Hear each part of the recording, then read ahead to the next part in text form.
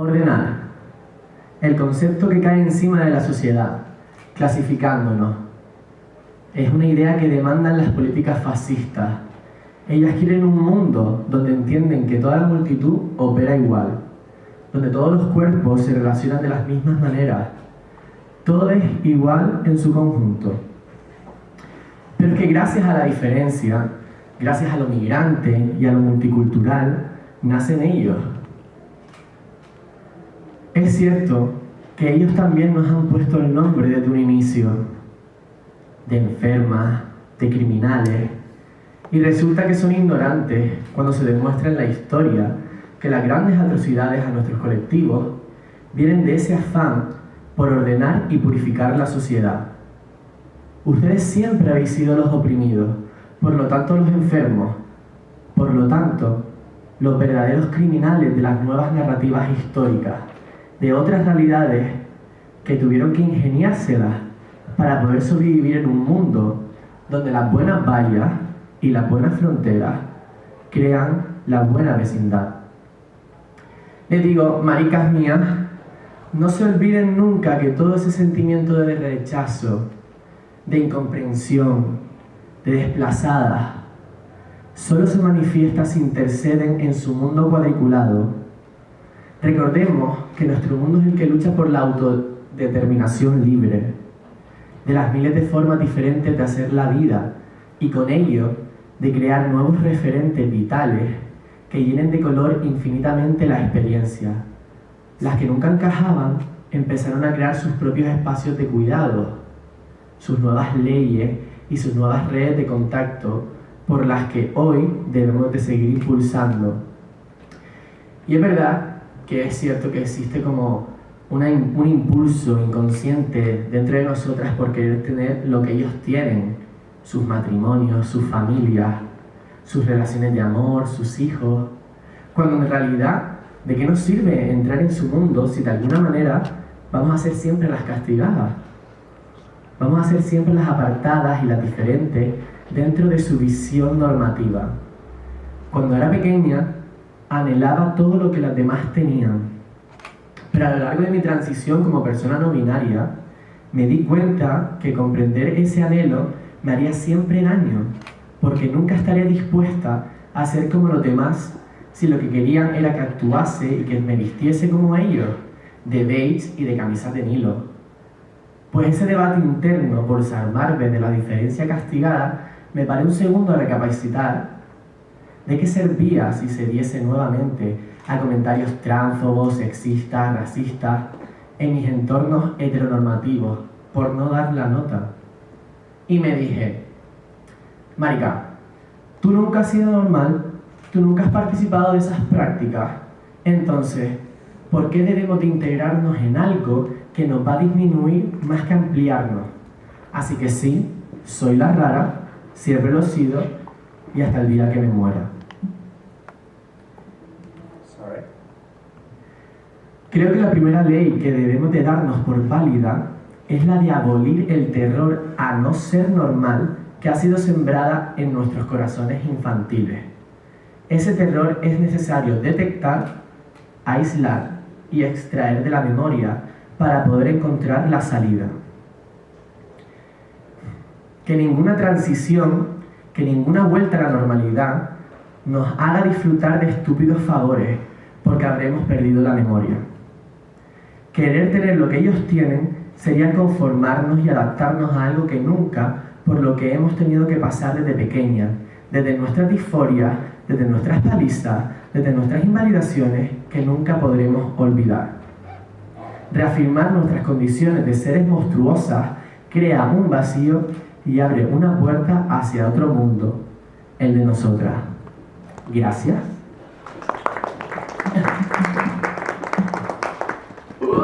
Y ahora, amores, ¿qué tal? Soy Vivian y ahora me presento como la directora de House of Otherness.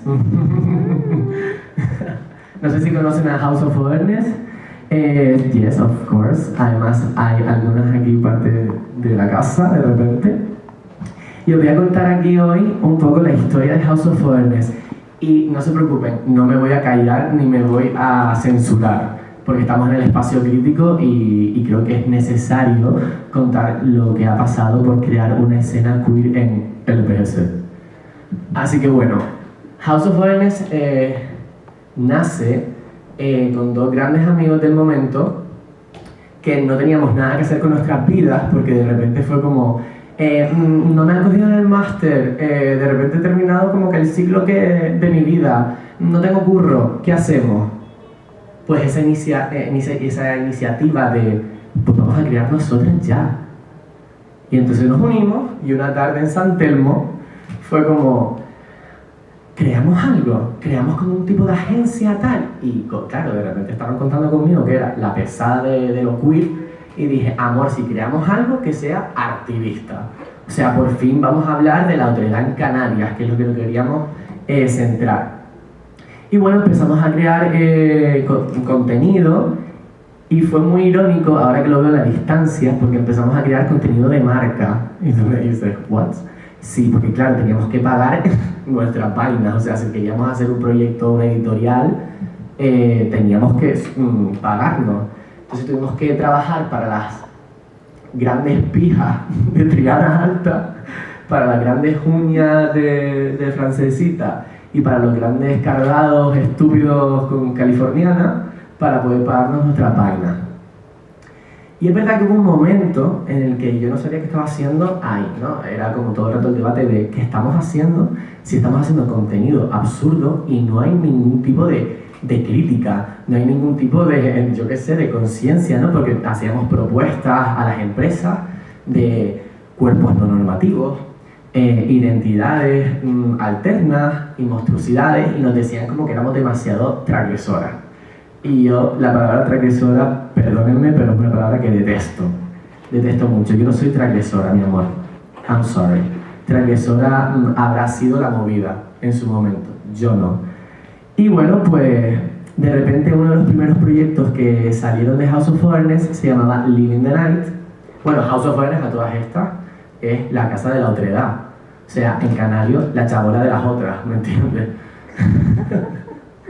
Que debería haberse llamado así desde un inicio, pero bueno, viva el mundo inglés. Y bueno, el primer proyecto de Living the Night se basaba en perseguir a una persona a lo largo de la noche.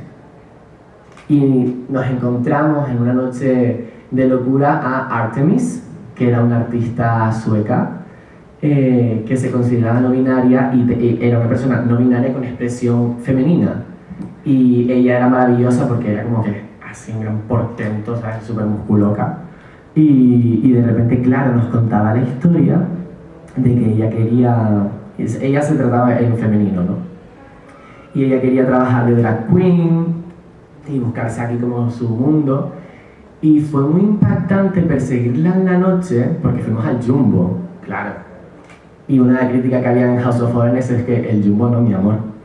O sea, el Jumbo nunca nos va de comer y el Jumbo nunca nos va a aceptar. O sea, más cuando hay un cartel en la entrada de cualquier discoteca que decía como que trans no. Y bueno, era muy interesante perseguirla y ver las reacciones y ver cómo las mismas drag queens la detestaban. Y yo creo que la detestaban porque sabían que tenía demasiado poder. O sea, su expresión era demasiado. Y encima ella era neurodivergente, ¿no? O sea, con lo que eso conlleva. Y era para mí una persona muy fuerte. Salieron muchas fotos maravillosas y además la revista Calbut, no sé si la conoce, es una revista de Alemania que tiene como mucho contenido queer, nos aceptó el proyecto y nos publicaron. Y eso fue como la primera marcha de decir, hola, la primera marcha de decir, vale, aquí estamos empezando a crear algo.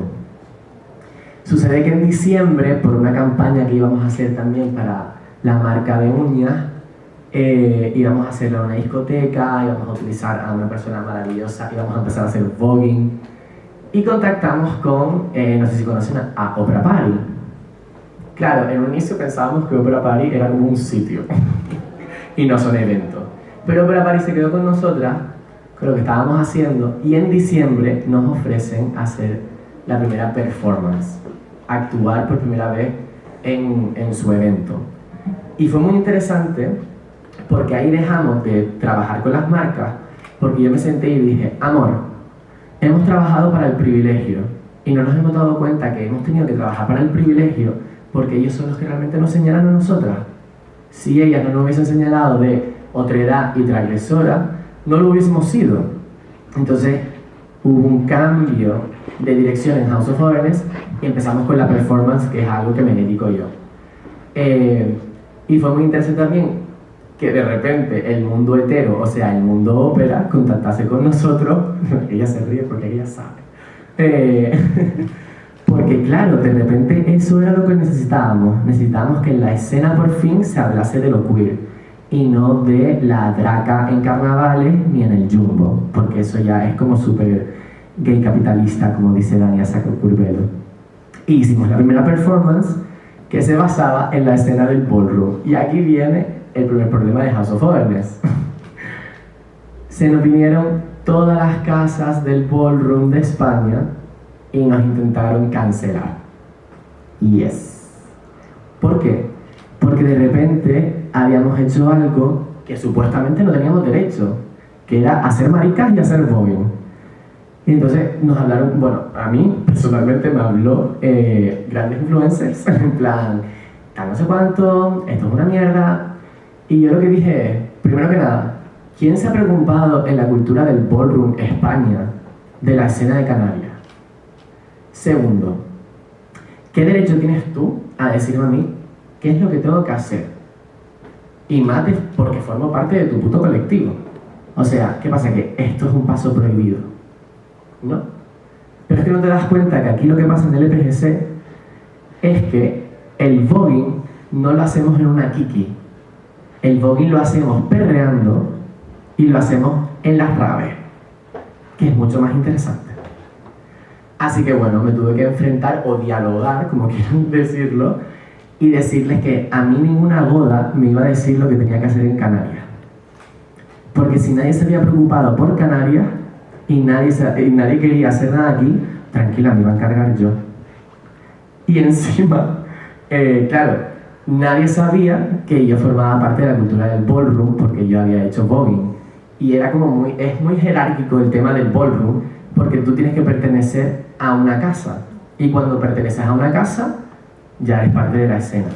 Y claro, yo formé parte ya de eso en su momento y había asistido a Kiki. Lo que pasa es que me había cambiado el nombre y me había cambiado las pintas y no me reconocía, pero no pasa nada, mi amor.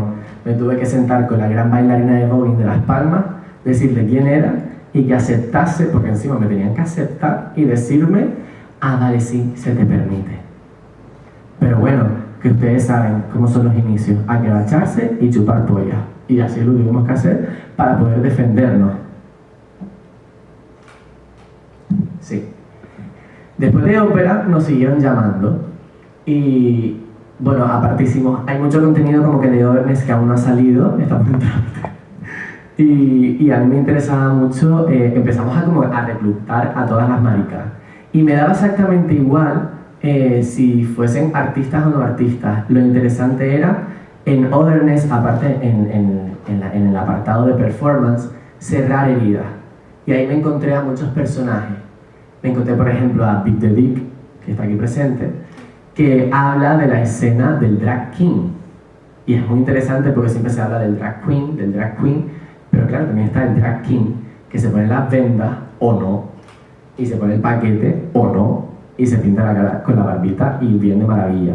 Y Big the Dick la armó en ópera, o sea, Big the Dick la armó en ópera.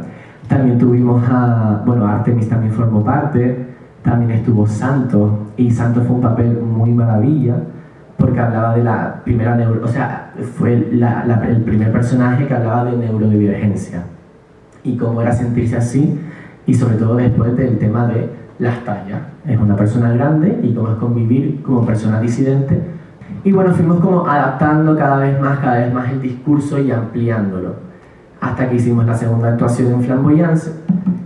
Y ahí también nos sucedió, lo que ha sucedido con Otherness es que, a día de hoy lo digo, es que creo que se han equivocado bastante con lo que nosotros estábamos diciendo. Porque a mí me interesa mucho, entre hermanas hablamos todas nuestro mismo idioma. Entonces no hace falta como, hola, ¿qué tal? Hola, perdón. No pasa nada, te puedes sentar si quieres.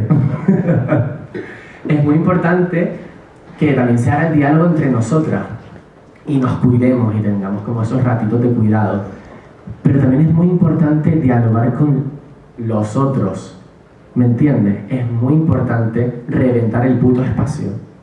Y es lo que hicimos, entonces, que nos llama otra persona privilegiada porque lo que quiere es que movamos el culo en su show.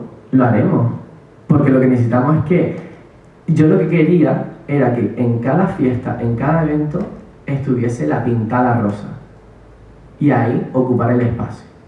Y ahí sí lo hicimos en Flamboyance. ¿Qué pasó en Flamboyance? Que le bailamos a los hippies, no pasa nada, hay que hacerlo también. Y después, a mí este sitio me trae como muchos muy buenos recuerdos, porque aquí hicimos la tercera performance y fue una de las que más me gustó, porque hablamos del futuro, de cómo plantear las fiestas y los cuidados en el futuro. Y aquí la armamos, amor, aquí hicimos un pedazo de rave, nos encendimos las pollas y prendimos las pollas en fuego. Fue muy maravilla, y aparte somos parte ahora de la exposición de Bailar la Ciudad. Y bueno, pues cada vez más adentrándonos en el panorama LPGC. LPGC para Disco La Piplo, o sea, empezar a hablar con Kilian Haikili, ¿conocen? Cis heteros. Empezar a hablar con ellos y formar parte de la escena y por fin crear ellos. Y ahora estamos en un punto en el que tenemos que hablar, y es muy necesario hablar de la descolonización, ¿no? Y esa visión decolonial de qué ha pasado en Canarias, cuál ha sido, y además, qué ha pasado con la historia de Canarias y dónde ha estado la disidencia en todo ello. Estamos ahora en medio de un proyecto que se llama Drago, que vamos a... está haciendo muy chachi. ¡Oli! Y nos vamos a adentrar en querer inventarnos esas fábulas de Canarias, ¿no? Como Arminda y el Drago y todas estas, ¿cómo se llaman las brujas?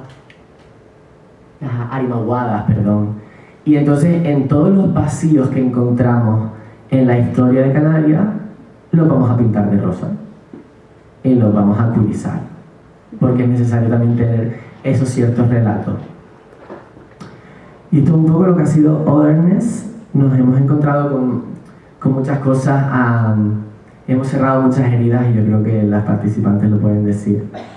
Igual y también, bueno, aparte hemos participado, y para mí era muy interesante también participar en la escena del techno, ya que venimos de ahí, como decía antes, el tema del voguing, y también hablar del BDSM, ya que son prácticas no normativas que desde un inicio en lo queer estuvimos bien aliadas. March, ¿qué tal? Y participamos en unos eventos que se hacen que se llaman Vértigo, no sé si conocen, y Vértigo son fiestas pues con una temática BDSM.